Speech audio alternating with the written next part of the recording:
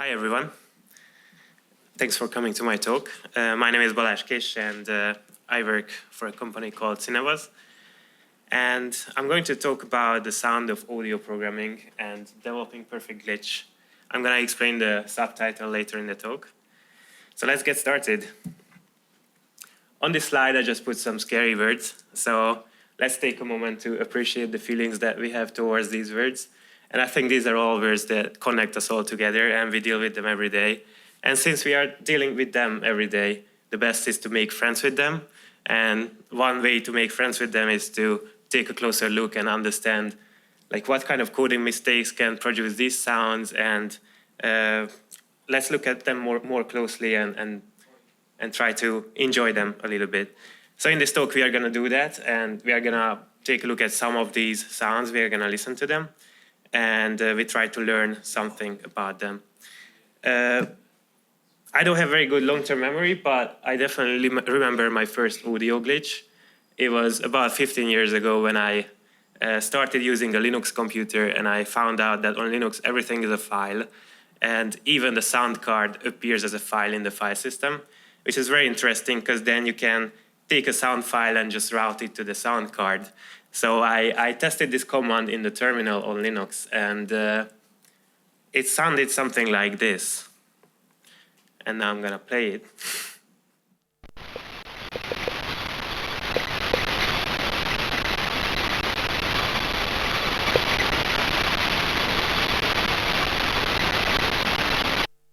Okay, so it was not what I expected. It was just noise, but at least it made a sound, so that was an initial success. It's much worse to debug audio problems that don't make any sound, it's just silence. So I appreciated it, and it was very interesting to go back to this problem 15 years later. I actually had to install Linux from 2009 to reproduce the same scenario, and I was able to figure out what I messed up. It was a format problem. Obviously, routing an encoded MP3 file into a raw audio device is not a good idea, and it sounds something that we heard. So when you start learning audio programming, you learn about the process block that processes the audio buffers. So it's a very simple function that just takes an audio buffer and takes the number of samples in the buffer. The buffer is just an array of audio samples. And it looks very simple, but there's many things that can go wrong with this function.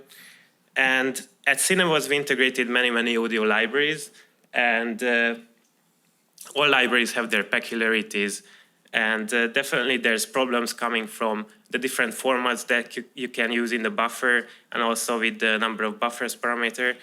One memory that comes to mind is when we integrated RN noise, the noise filter library that takes a float buffer, but it doesn't use the normal -1 to 1 range. It uses shortened range for the float sample values. So you can get interesting problems with the process function. Let's listen to one problem.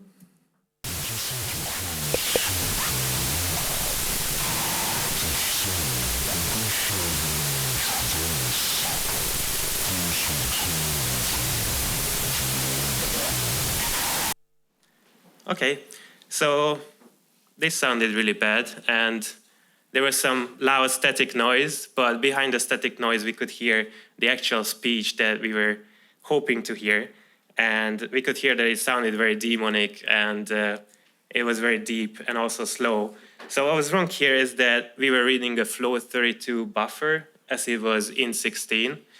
So instead of reading floats, we were reading shortens, and floats are 4 bytes, while in 16 samples are 2 bytes. So we were looking at the buffer the wrong way, and we were reading 2 times as many samples. And that produced the half playback speed problem. And also at the bottom of the slide, you can see an example, the float 32 value of 1.0. If we look at that as in 16, then we end up with two values. The first one is 0, and the second one is a big value, 16,000. So when you make this mistake, you can expect some noise and distorted audio. So let's So I actually wanted to explore this problem more, and I put together an app where I put two selectors on the screen, an actual type selector and a use type selector, where I could select the real types in the buffer and the wrong type that we were using to read the buffer. And let's look at how this app sounds. It isn't a closed shop, you know. If so, could they share the knowledge with us, those who trained with him? The old crowd, they knew. That is for me to tell the lieutenant. It's zero outlay options.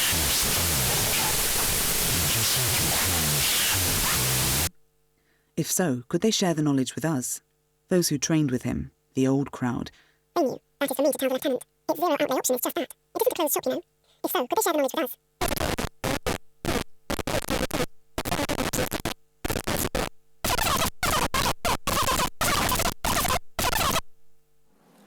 Okay, so this is a very fun app to play with. So if we want to be systematic about this, then we can put together a table with the 4 most commonly used audio sample type formats, which are double, float, int32, and int16.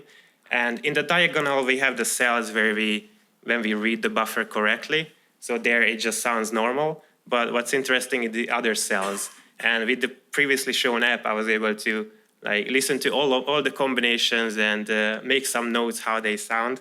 Well, most of them just made a very bad noise, and it produced like an overdrive effect. It was interesting to hear float 32 as int32. So there the byte size of the samples are the same. They are both 4 bytes. So the playback speed there is correct.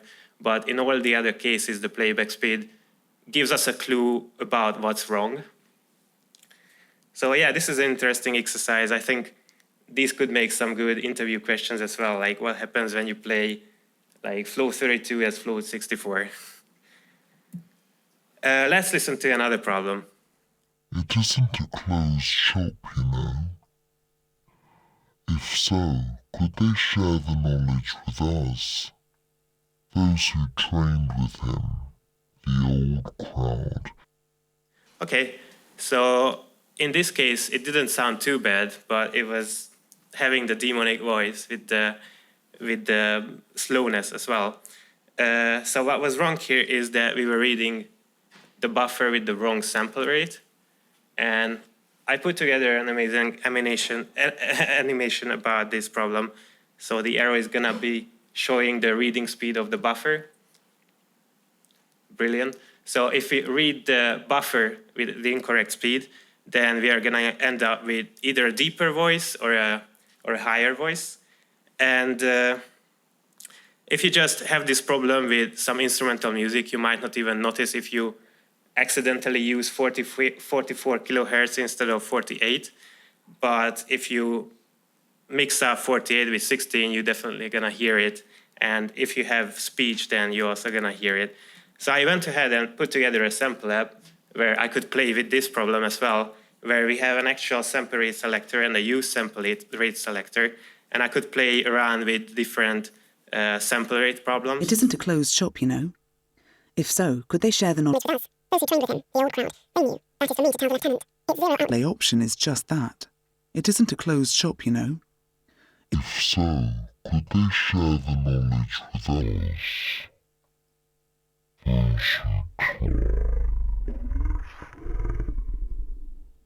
The old crowd. They knew. That is for me to tell them. Cool. So yeah, it's important to use the right sample rate for the buffers. Let's listen to another problem. It isn't a closed shop, you know. If so, could they share the knowledge with us, those who trained with him, the old crowd? Okay, so you probably think that it's the same problem as before, but it's actually not. The sample rate was correct this time, and the sample type was also correct. What was wrong here was the number of channels. So we were reading an interleaved stereo buffer as it was mono. And in an interleaved buffer, we have the left-right values in one buffer. And if you think that that's a mono signal, you will end up with twice as many samples, which results in a half sample rate kind of problem, or half playback speed problem. And one thing to note is that if you have similar signal in both channels, then it's going to sound like the half sample rate problem. But if you have very different samples in the left-right channels, then you might be able to distinguish between the previous problem and this one.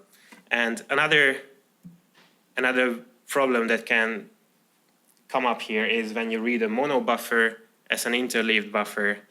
And in that case, you're gonna just read the buffer twice as fast, so you will end up with a sped up audio. And I wanted to note that mixing up planar buffers with interleaved buffers, so when you have like a float pointer instead of a float pointer, so if you mix that up, then you just end up with a crash, which is not too interesting for this talk because that doesn't produce any audio. So let's listen to another one. It isn't a closed shop, you know. If so, could they share the knowledge with us? Those who trained with him, the old crowd. They, that is for me to tell the lieutenant. It's zero outlay options, just that. So the playback speed was correct this time, but there was definitely some distortion in the signal. And what was wrong was the codec. So we were using a wrong codec for the audio, and we were actually mixing up MULO with ALO audio codecs. MULO and ALO are used in telephony, and one of them is more popular in Europe, the other one is more popular in the US. They are both compounding algorithms to improve dynamic range of voice signals in limited sample rate conditions. And in the chart, you can see that there's a line for the green line shows the linear compression for the input signal, and the red and the blue lines are showing how MULO and ALO are compounding the signals to the encoded signal. And you can think that they are actually quite close to each other, but as you could hear, it causes very distorted audio if you mix them up. And it's easy to mix them up because they are headerless codecs. So the sender and the receiver needs to agree which one to use. And if they make some assumptions, you can mix those up. Another codec where you can make these kind of mistakes is Opus, which is also headerless, and the sender and the receiver needs to agree on the parameters of the codec. So you can end up with some interesting problems with Opus as well. But with, for example, MP3 and WAVE, that's not the case. So there's headers in those audio formats. So I usually just end up with a error from the decoder or the encoder, which is not interesting. So it's not really possible to play back MP3 as WAVE or the other way around. Let's hear another one.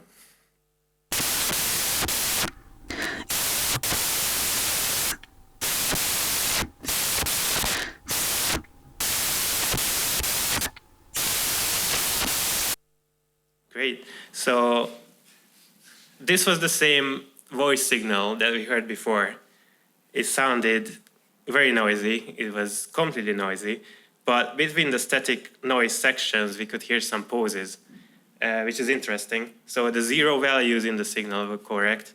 And we could actually hear some breathing noises at the end of the sentences, which is also interesting. So sometimes we were not that far from the good sample values. And what was wrong here is the endianness. So the endianness defines in which order we put the bytes in computer memory. And there's two approaches. There's the little endian and the big endian approach. In little endian, you put the least significant byte at the lowest memory address, and in big endian, it's the other way around. And I put an example of one shortened value on the slide. So you can see that the 0110011 value, which is in decimal 115, if that's a shortened audio sample value and you swap the bytes, then you end up with a very different value. So that explains why we were getting like very noisy audio. And I'm gonna save your ears and not play anything when I swap the bytes of a float sample value. If you do that and you swap the 4 bytes around, then that ends up in a very loud and horrible signal that I would not want to play in a room like this. So moving on from the format problems, when you learn audio programming, one thing that you quickly do is applying gain to a signal, which is very simple because you just set up a for loop and you go through all the audio samples and you multiply each sample with another value. So in this case, the other value is the gain value, which has a setter as well. So when you do this and you try to adjust the volume of a signal, you might build a UI that has a slider for the gain value, which uses a volume control. But as you try to use the volume control and you play with it, you find that it causes some audio problems.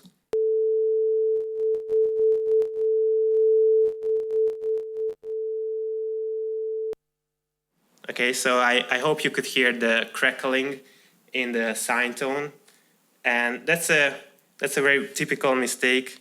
So if you make a recording from this app and open it in Audacity, you would see that the sine wave is kind of broken at some points, and you can see these jumps in the sample values. And those jumps are responsible for the crackling that we could hear. And this is a discontinuity in the signal that's causing the crackling. Another typical example is when you just want to bypass some effect processors in your audio code. So in this example, you set up an if condition for an effect, and you call the process function in apply effect based on that if condition.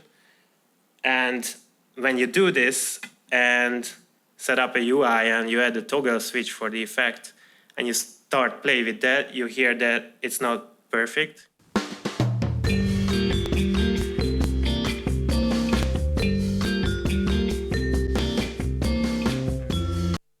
Okay, I hope you could hear it, that when I was toggling the effect, like there was some clicking noises, and that's due to discontinuity as well. So the solution there is to apply some smoothing and ramping to all these changes in your signals. So when you apply gain to your signal, make sure that you are not jumping between values from that multiplication, and you can use some ramps to do that. Or when you're bypassing effects, you can set up like a wet and a dry signal crossfader. So when you switch between them, you ramp them down and ramp them up nicely. And that way you're not going to have these jumps in your signal that are causing the crackling and clicks. So let's listen to another problem.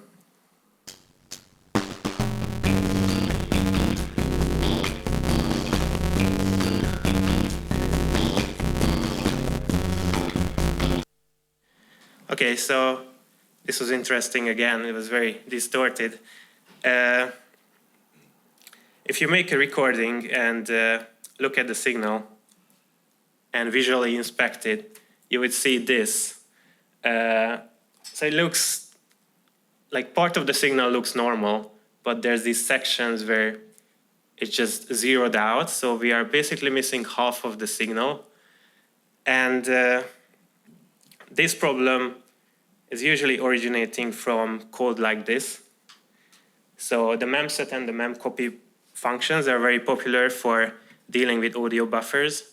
For example, if you want to clear an audio buffer, you just use memset and you set 0 values for your samples. And when you want to copy buffers, you just take the source buffer and copy number of samples, count samples to another buffer. So can you see what's wrong on this slide?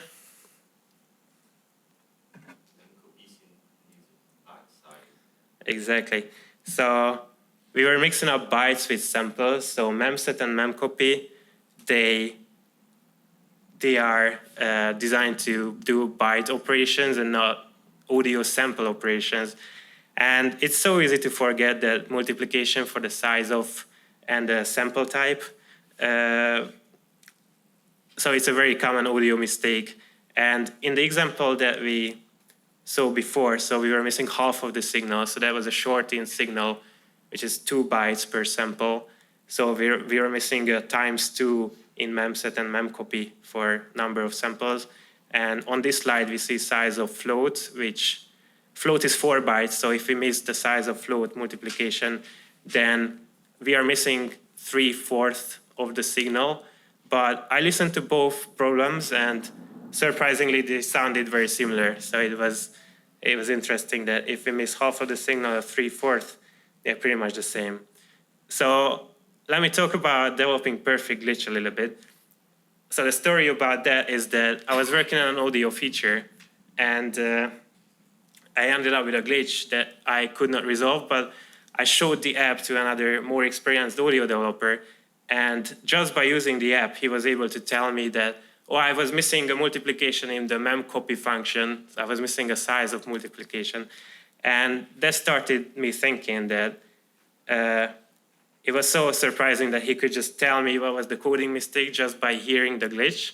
And that was really interesting to me. So similarly, how musicians can identify musical notes just by hearing them if they have perfect pitch. Like audio developers could develop perfect glitch where they identify audio coding mistakes just by hearing audio glitches. So that's a beautiful thing. And it's not easy because, as we could hear in the second and the third examples, like some audio glitches are very similar. So distinguishing between them is not easy. And obviously there's infinite number of problems, but still the important thing is that you can make steps to get more familiar with these problems and try to understand them more and start your journey on developing perfect glitch. So let's listen to some more problems. It isn't a closed shop, you know. If so, could they share the knowledge with us? Those who trained with him, the old crowd, they knew. That is for me to tell the lieutenant. Its zero outlay option is just that. It isn't a closed shop, you know. If so, could they share the knowledge with us? Those who trained with him, the old crowd, they knew. That is for me to tell the lieutenant. Okay, so this one was a bit different because it was not a constant problem. It was changing over time. There was a section where it was speeding up. There was a section where it was slowing down, and it sounded bad. So the origins of this problem in this example was buffer overruns and underruns. So this is a very typical audio app setup where you have a background thread, which could be a network thread, receiving audio from the network. Then you have a ring buffer in the middle, and the network thread is pushing samples onto that ring buffer. And there's another thread, the audio thread, playing back the buffers, consuming them. And there's a very delicate balance between these producers and consumers. And there could be two problems. Like one is when you receive too quickly on the network thread, and the ring buffer has a fixed size usually. So it has a limited size. So if you receive samples too quickly and you push them too quickly to the ring buffer, you're gonna run out of space. And at that point, you can basically do two things. You can either discard the audio samples completely and then you're gonna miss them from your signal, or you can just override existing samples, but none of them are good options. Or the other problem is when you are receiving on the network too slowly. In that case, the audio player thread is gonna run out of audio samples, and you're gonna run dry the ring buffer. And in that case, the default behavior is that you just insert zeros in the signal. So I put together a sample app to play with this. It was run on my computer, which has 10.6 milliseconds of buffer duration in this setup. And I added a player thread interval slider in this app that I could use to slow down or speed up the producer thread that is pushing the audio samples to the ring buffer. And let's play with this a little bit. It isn't a closed shop, you know. If so, could they share the knowledge with us? Those who trained with him, the old crowd, they knew. That is for me to tell the lieutenant. Its zero outlay option is just that. It isn't a closed shop, you know. If so, could they share the knowledge with us? Those who trained with him, the old crowd, they knew. That is for me to tell the lieutenant. Its zero outlay option is just that. It isn't a closed shop, you know. If so, could they share the knowledge with us? Cool. Yeah, we could see a sneaky crash there when we set it to 0. But it was interesting how quickly it recovered from the buffer overruns and underruns. And yeah, we are going to listen to another problem now that is similar.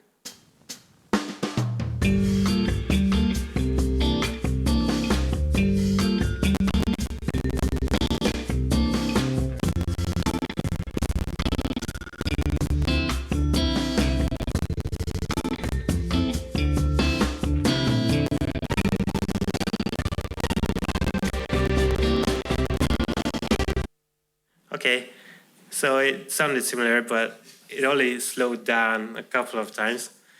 And this kind of problem can originate from code like this. So in this code, we just set up a buffer, a temporary buffer, and we generate some other audio into that temporary buffer. And we mix that temporary buffer with the original signal, and then we do some cleanup at the end. So can you see what's wrong on this slide? So yeah, the use of malloc and free in the process block is an absolutely no, and you should absolutely not do it, not even once. There's very strict rules for real-time audio programming.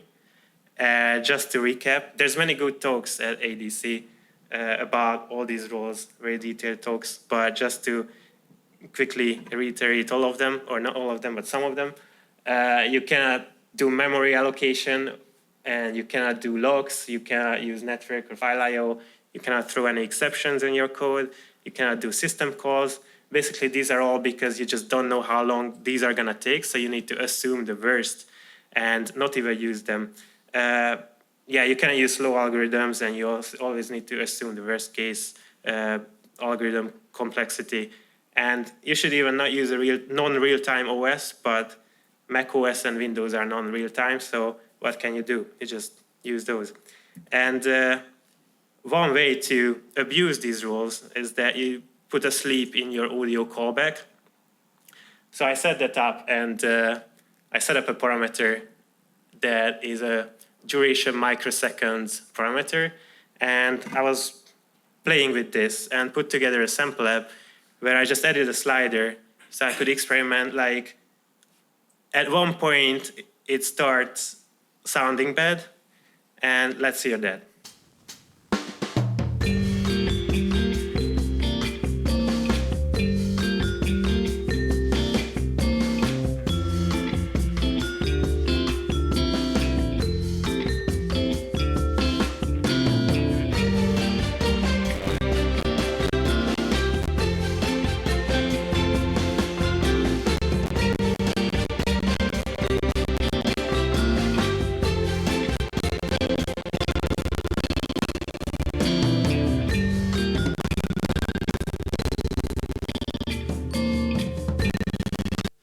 Okay, so this was run on with the same setup as before. So we could see that like my computer was using 10.6 milliseconds buffer durations. So yeah, around 10.3, it was definitely starting to do some glitches.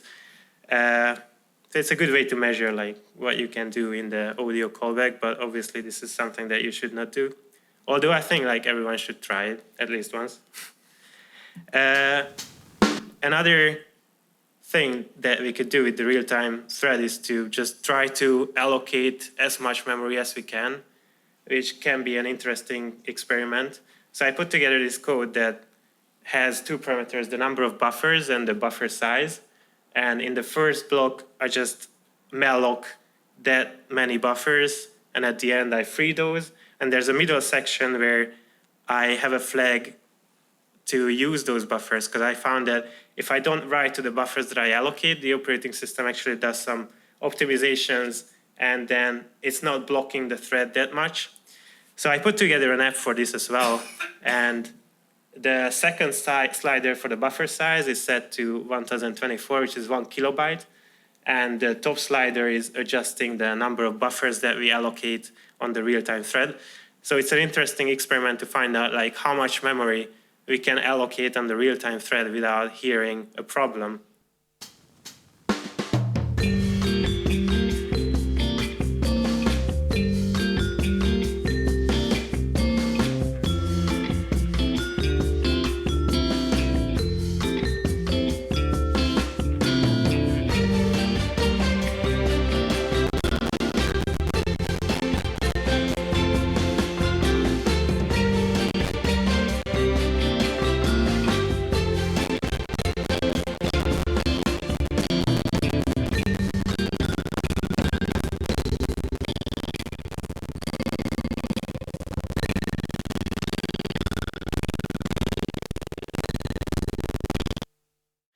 Okay, so we could see that like around 50 megabytes, we were still okay on my computer at that time and with that system load.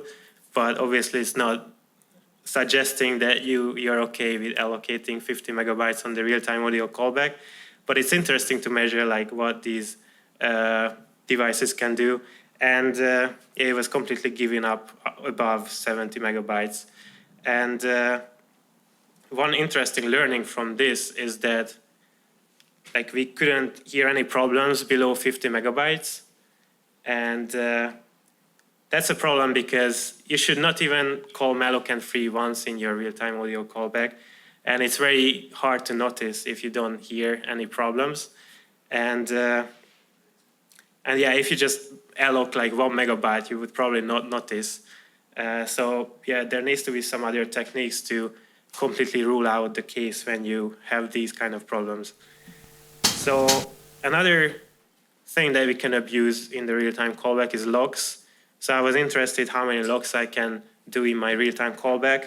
And I just set up a loop and created a bunch of logs in the process function.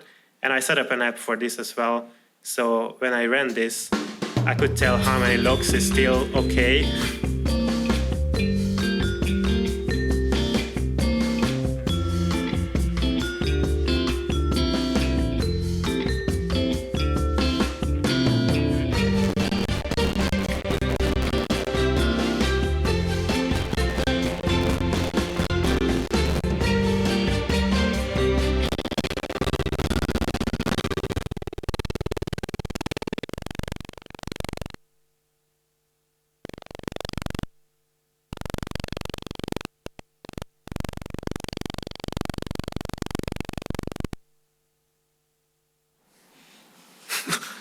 Okay, that's 1 million logs. So yeah, you can see a problem there that if you don't hear 100,000 logs, then how you're gonna notice that you accidentally used the log somewhere, or maybe the library that you used the log somewhere. So yeah, you could see that like it started glitching at about 300,000 logs on my computer. This is computer specific, by the way. So yeah, it's yeah, don't use logs on the real-time thread. But yeah, you can also do these kind of experiments. Let's listen to another problem.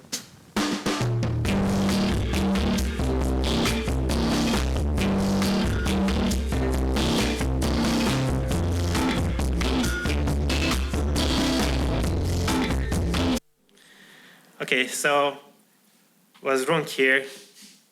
It was not the playback speed. The playback speed was okay, but all the sample values were kind of distorted.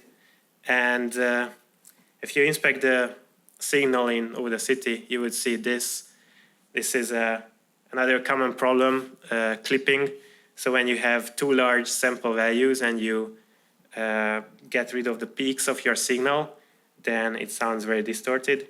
And some typical scenarios where you end up with when you start coding sine waves at the beginning of your DSP journey, if you mix two sine waves that have same frequency and phase, then you mix them together and then very quickly you notice that they are not sine waves anymore, but square waves. Or another example is when you mix down dual stereo to mono and you just convert it down by mixing the two channels. Then since you have the same sample values in both buffers, you're gonna end up with very high sample values, which causes clipping. So you need to watch your gain levels whenever you do those kind of things. And another interesting example is resampling and basically any algorithm that does interpolation. Because when you have a loud signal with high sample values and you interpolate between them, then you can end up with even higher sample values. So you can get out of the range of the normal signal levels. So you need to watch out for that as well. So at Synovos, we deal with these kind of audio problems all the time. And we started building our own tools to try to avoid them and to solve them. And one way to not have these problems is when you absolutely don't do any real-time audio coding. So we started building an SDK that has a very high-level API that you can use to build audio apps. So it's an audio graph SDK where you can just connect nodes together and build audio apps that way. And in that way, you don't need to write real-time C++ code. You can just put together some nodes in a graph in Swift or Kotlin or other high-level languages. And if you do that, then you're not going to have these real-time audio problems if you trust the vendor of the audio nodes, obviously. And our SDK gets the nodes from extensions. So there's a base SDK, and there's extensions that provide audio nodes for the audio graph. But there's also a low-level API, a C++ API, that provides building blocks to help with audio problems. For example, if you have a solid audio buffer class that you can trust, then you can basically avoid most of the format problems that I showed at the beginning of the talks, because the compiler is not gonna let you to do stupid things. And in our low-level API, there's also classes for smoothing and ramping audio values. And there's detectors for clipping and metering. And there's also a bunch of diagnostics tools and recorders that you can use to debug your audio problems. So check out docs.switchboard.audio or come by at our stall, and we can do a demo for you with our SDK. So I put together all my code examples and sample apps as an extension to our Switchboard SDK. So this extension provides glitchy nodes to the Switchboard SDK that you can easily use to build glitchy audio apps. So there's nodes like wrong sample rate node and clipping node and sleep node. So if you feel like building apps that just make a bunch of noises, then you can easily build iOS and Android apps that use these. Or I'm going to open source this extension, and you will be able to look at the code, and you will be able to run the same sample apps.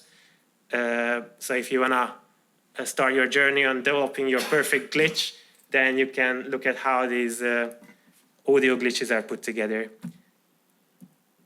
So to conclude, we listened to some audio format problems, some signal discontinuities. We looked at some buffering problems, and we completely abused the real-time audio callback with some sleep and mallocs. And we also looked at clipping problems. And one takeaway is that audio programming mistakes are beautiful.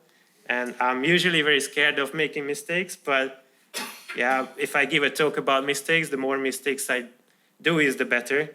So that was good therapy for me. And yeah, I think that's general truth in that if you look at some mistakes more closely and you try to understand them more, then you might find some beauty in them.